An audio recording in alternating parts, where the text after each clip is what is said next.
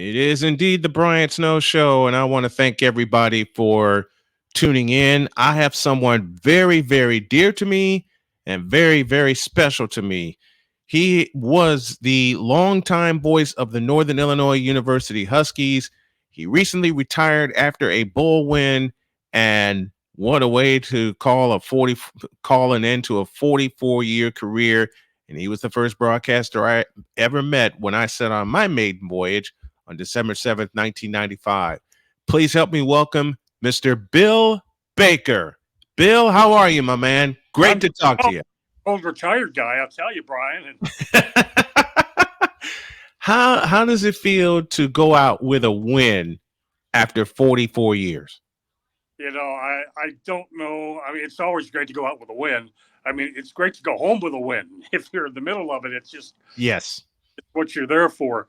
But just to I don't know if it's really hit me yet, to be honest with you. I'm not doing basketball this year. Retired from that after the last season. So I mean, last night I give you a good example. Last night, through all the snow and the rain and everything else that was happening, I was on my couch, and it was about 7 o'clock, and it just kind of dawned on me that it was 8 o'clock over in Kalamazoo, and basketball was playing Western Michigan. I'm thinking, man, I'm glad I don't have to drive through this stuff.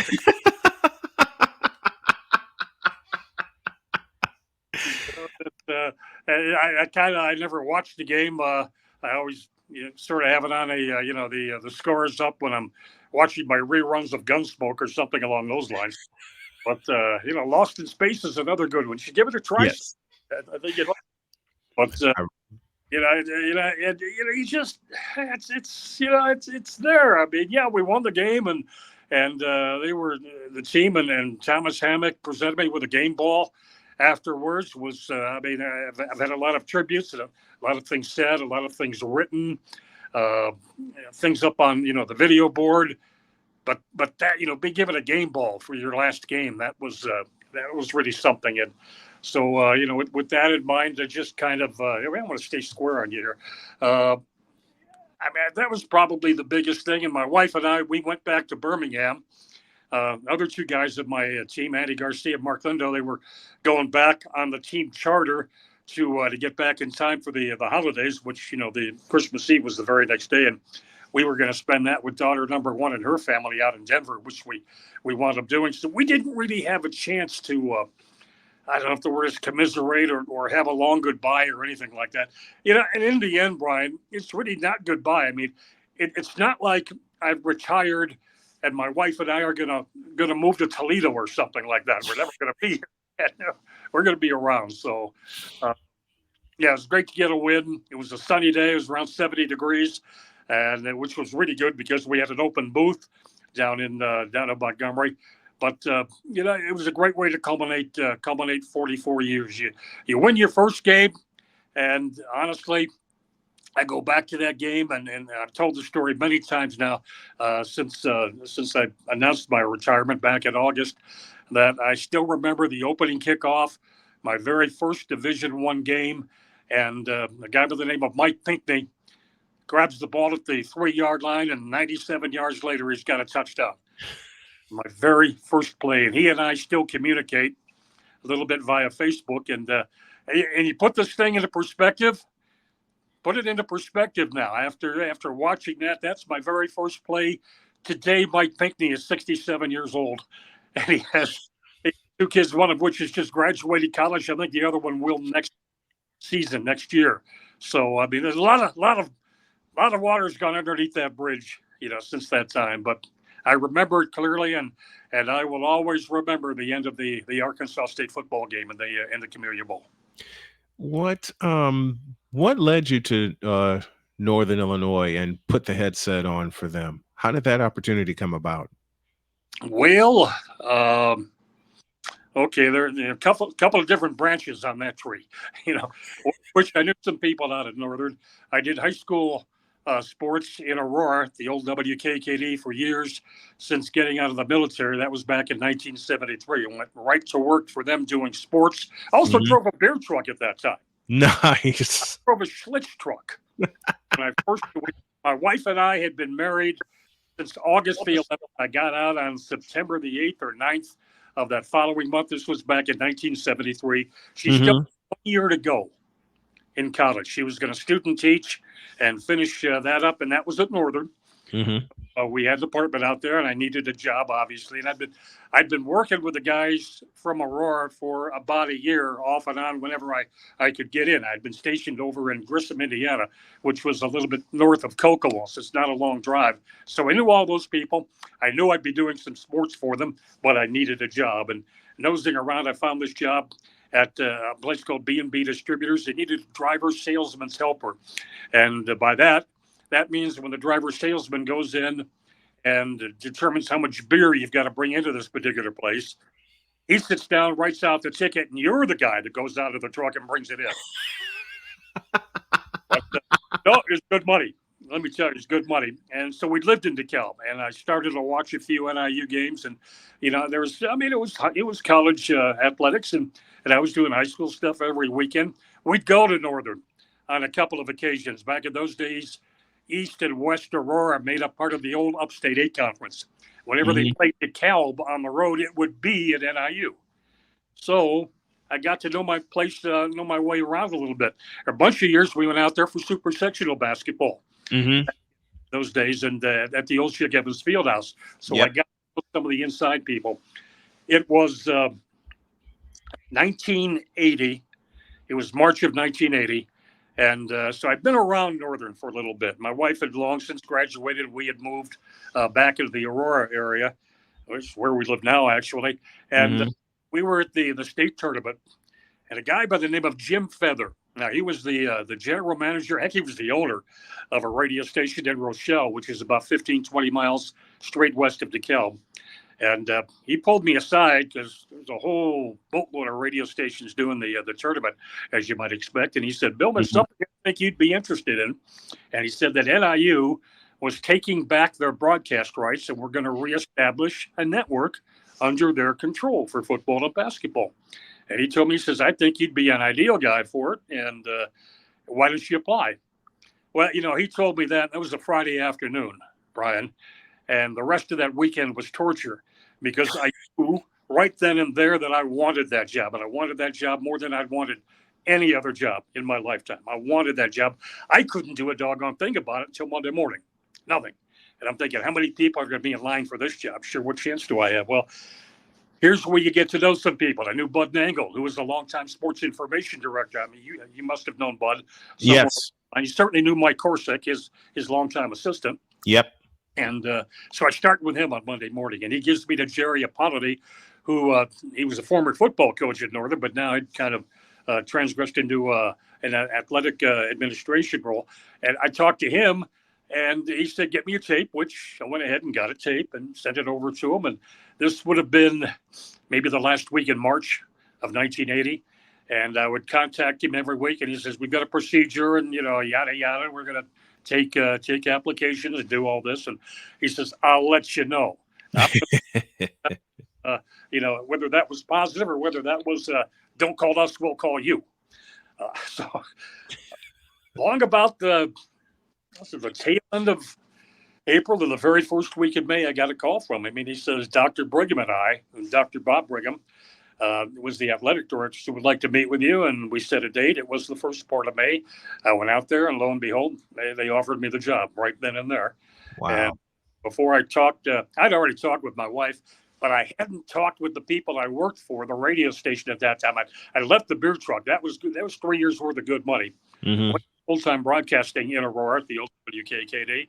I was doing sales and sales management, but I still had to tell them what I was going to be doing, which involves leaving on a Monday and getting home on a Wednesday sometimes for those midweek games, and being away from work and different things. Well, everything worked out well with that, suffice to say. And then came that very first game in September of 1980 with NIU against Long Beach State at Anaheim, and with a kickoff return. And 44 years later, I'm a retiree.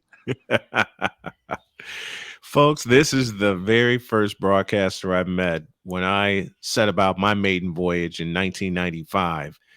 And All I had was a camera and a microphone and the rosters. And my friend Kevin checked out the camera and got the microphone. I was at Chicago State. They were playing Northern Illinois, and I shook this man's hand. And I don't know why, but yeah, okay. this, Brian, I got to admit, I remember you well with that camera and this microphone, and I remember looking over thinking, what in the you doing?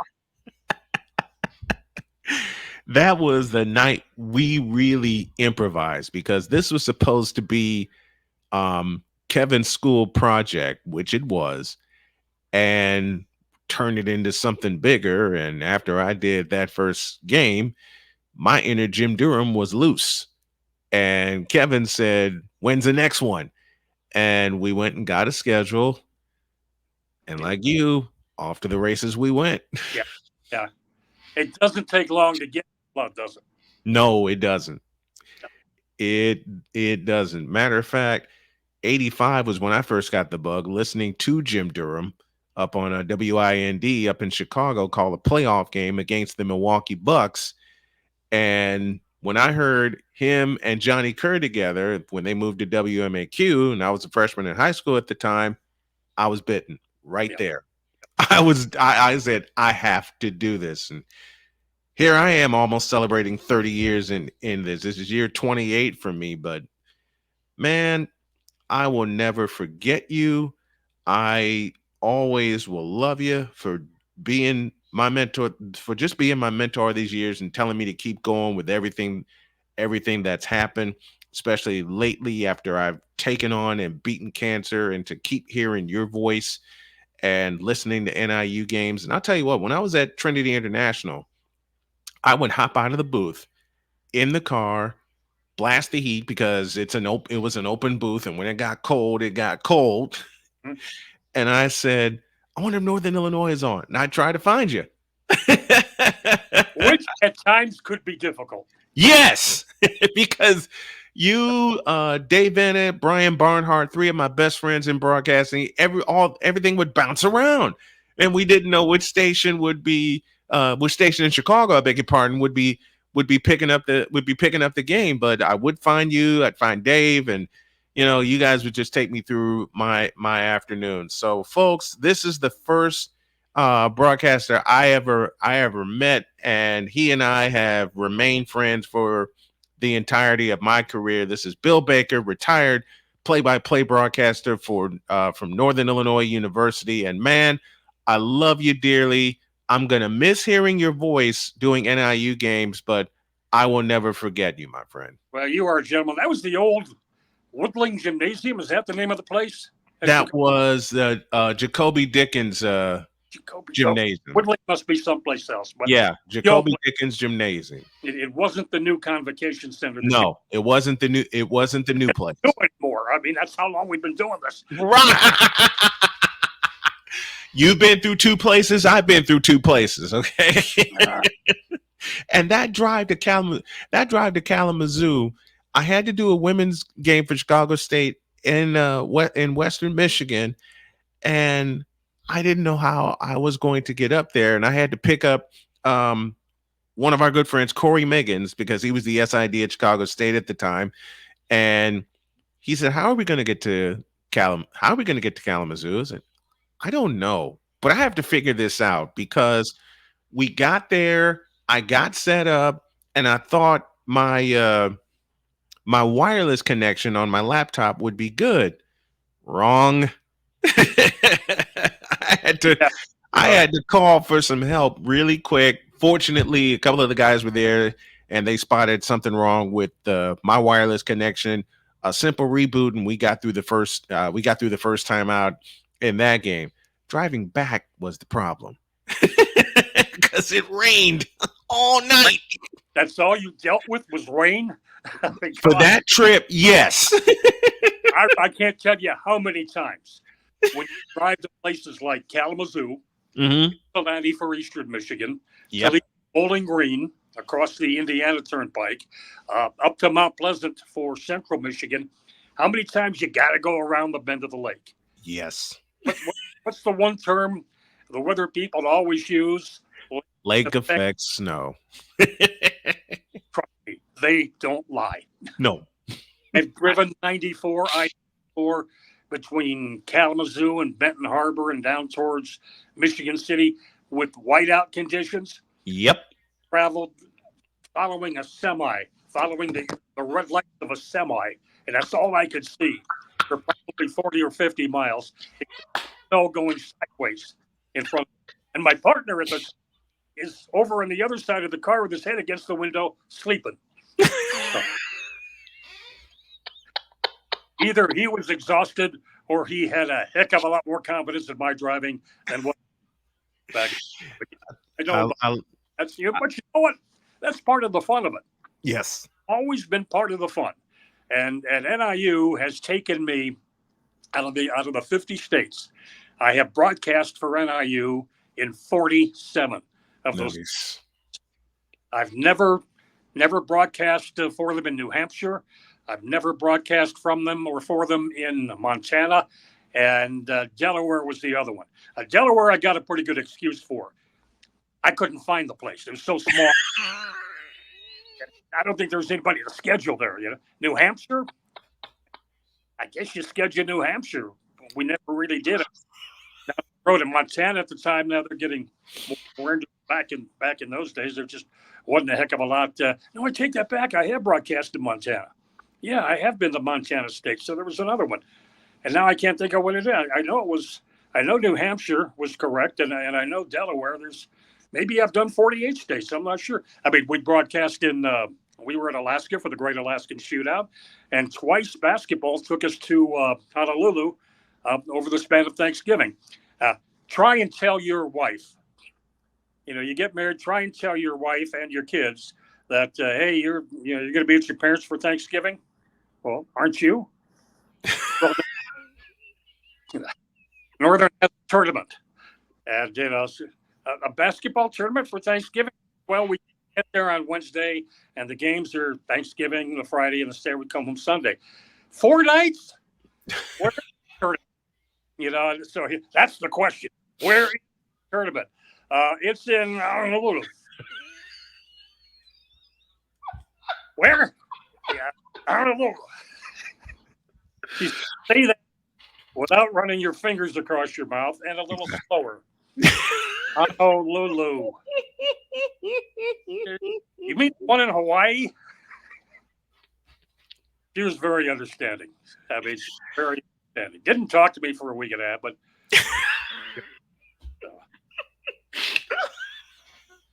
Oh, I've had a few of those trips. I've had a few of those trips. Yeah. Because one. And she got in these last couple of years, she traveled with me everywhere for football this year, and most everywhere last year in the last couple of years for basketball. So she got to go to Miami. She got to go to a couple of other places in Florida. Got to go to Seattle, Washington, Spokane, Washington. Got to go to Utah. She's seen a lot of these nice places. She's also got to travel around the Mid-American Conference, which you and I both know. Going to Honolulu is one thing.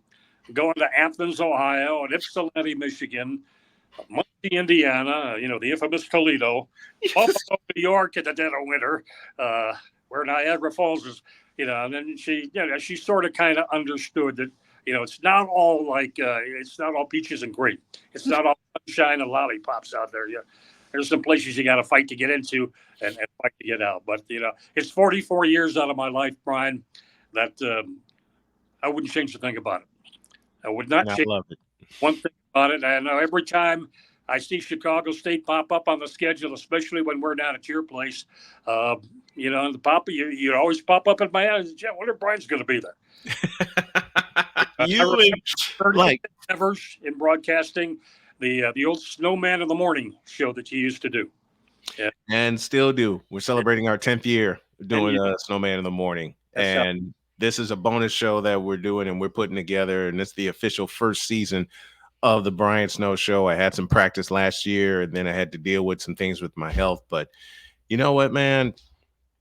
We have been in this business. You've been in longer than I, but some of the trips that I've made, and I leave y'all with this one before we go to break.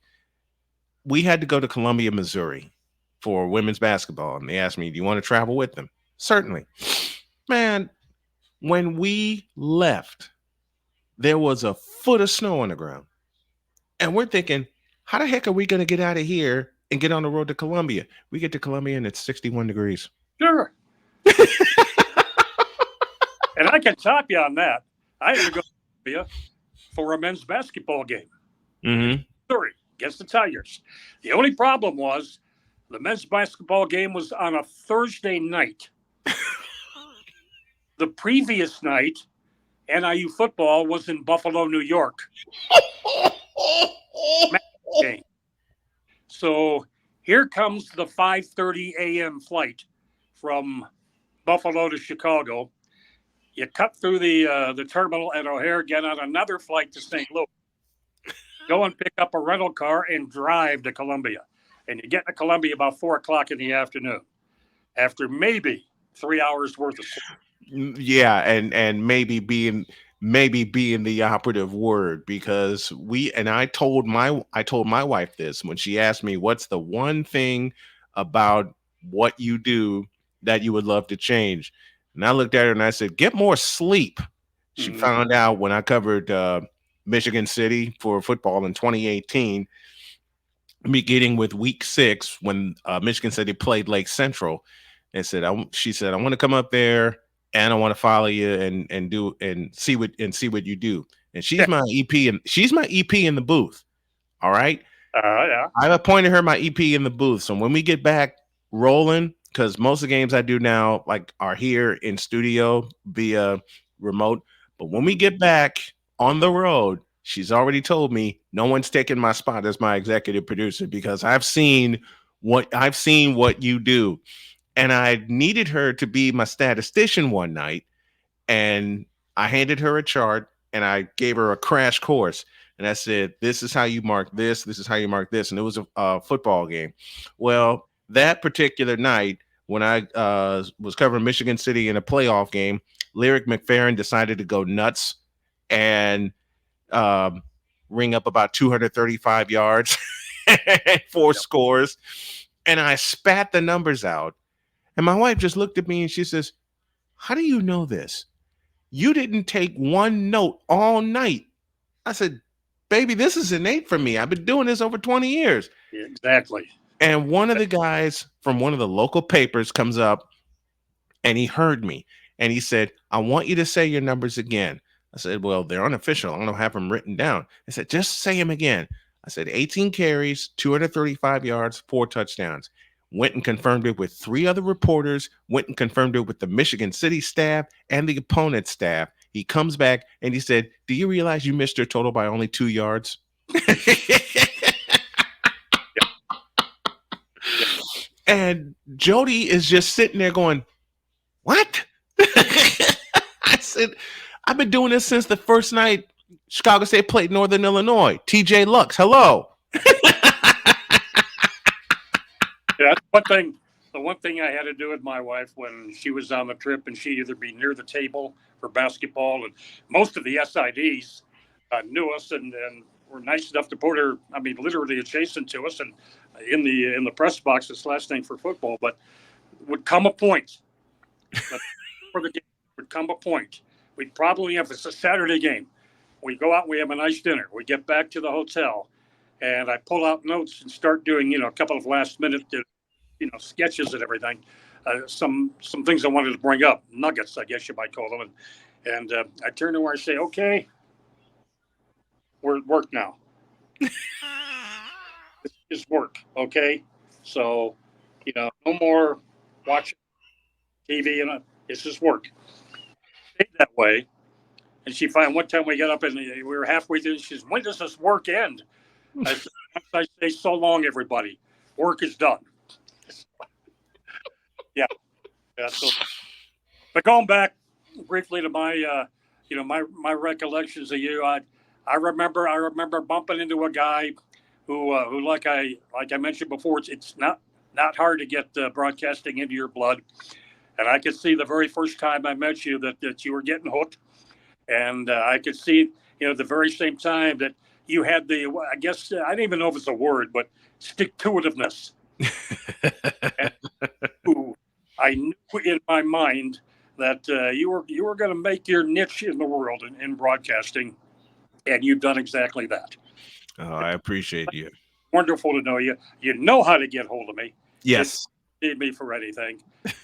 The road trip to Kalamazoo in the dead of winter. And somebody, I don't think I'll be I'm not making going. I don't think I'll be making that trip anytime soon. Folks, this is a very, very dear friend, Bill Baker, retired voice of Northern Illinois, joining me here on the Brian Snow Show. My friend, I love you dearly. Thank you very much. I appreciate it. Likewise. Best to you, my friend. Thank you.